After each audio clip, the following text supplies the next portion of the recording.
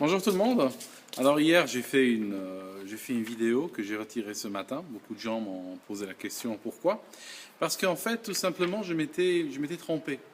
Alors mon indignation était sincère, elle est basée sur non pas un événement, mais elle est basée sur énormément d'événements répétés que j'ai pu observer ces derniers temps. Je vous donne un exemple, j'en ai pas parlé hier, j'aurais dû peut-être fonder mon indignation sur cela.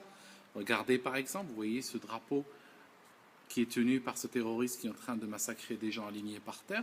On le voit dans les rues de Paris, sorti sous le prétexte d'une manifestation pour Gaza.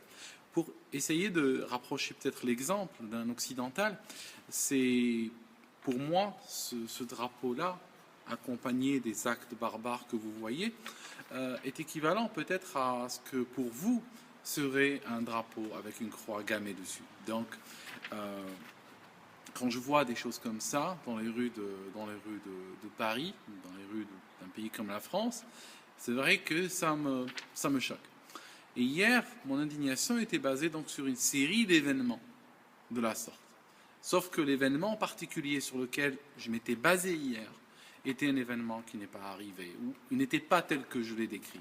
Je me suis fait avoir en prenant une nouvelle, et j'ai donc réagi sur cette nouvelle-là. Donc l'indignation était sincère, l'indignation était basée sur énormément d'événements, sauf que l'événement en particulier que j'ai pris était un événement qui n'a pas eu lieu. Donc, je vous présente mes excuses, je me suis trompé, ça arrive. Et immédiatement, j'en ai tiré les conséquences. Une fois que j'ai vérifié que l'information n'était pas correcte, j'ai retiré la vidéo. Elle est restée 12 heures en ligne. Et puis, voilà, on va passer à quelque chose d'autre. Je pense que c'est la première fois, je crois, depuis que je fais des vidéos sur ce compte, que j'ai eu à retirer une vidéo parce que ce que j'ai dit ne s'inscrivait pas dans la factualité. Je réponds aussi à quelques questions au passage. En vrac, il y a quelqu'un qui m'a demandé, ces jours-ci, il m'a dit, dans une de tes vidéos, tu as cité les francs-maçons. J'ai cité donc un historien ou un chercheur franc-maçon dans une vidéo particulière qui parlait de religion. Et puis, bien sûr, ça a créé de l'émotion, parce que il y a, si vous voulez, ces temps-ci, une certaine maçonophobie, si je peux m'exprimer. Alors, moi, je ne suis pas franc-maçon, je n'ai pas d'a priori envers ces gens, ni d'a priori positif ni négatif. Je pense qu'il y a de tout dedans, comme partout. Mais j'aimerais vous dire qu'il faut faire attention aux phobies, parce que à force qu'on vous crée une phobie tous les 6 mois, dans 10 ans, je ne sais pas à quoi votre univers mental va ressembler si vous décidez de souscrire à toutes ces phobies qu'on vous présente. Alors, j'aimerais vous dire pourquoi j'ai regardé pourquoi j'ai regardé donc chez les francs-maçons, parce qu'il faut savoir que les religions ont été étudiées par diverses catégories de gens. Il y a une première catégorie, la catégorie classique, des gens qui ont étudié une religion pour pouvoir y trouver une forme de salut. Et je dois dire comme ça qu'ils n'ont pas donné beaucoup d'importance à leur salut parce que la majorité ont fait une étude très superficielle des religions auxquelles ils s'attachent. Il y a des gens qui ont étudié des religions pour pouvoir les dénigrer. Il y a des gens, ils ont fait une étude tout aussi superficielle et orientée. Il y a des gens qui ont étudié des religions pour, par exemple, tromper les masses. On en a beaucoup de chez nous comme ça qui se servent de la religion pour servir, par exemple, des objectifs politiques, sociaux, financiers, économiques. Dans tout cela, si vous prenez tous ces groupes, il n'y a pas un groupe qui n'a pas dénigré la religion de l'autre ou qui n'a pas brûlé les livres de la religion de l'autre, ou qui n'a pas regardé avec, on va dire, condescendance au minimum, si ce n'est avec mépris, la religion de l'autre. Quand vous regardez les sociétés dites secrètes ou discrètes, si vous voulez, les francs-maçons font partie, sont juste un exemple, mais on a plein d'autres.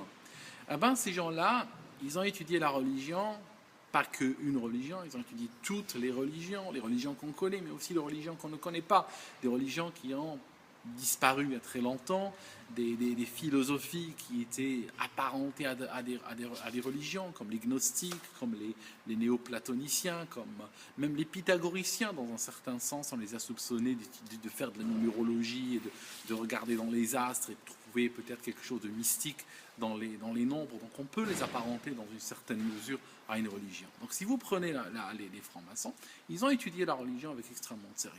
Ils n'ont pas étudié ça de manière dogmatique, parce qu'ils n'ont cru à aucune religion en fait, mais ils les ont étudiées toutes.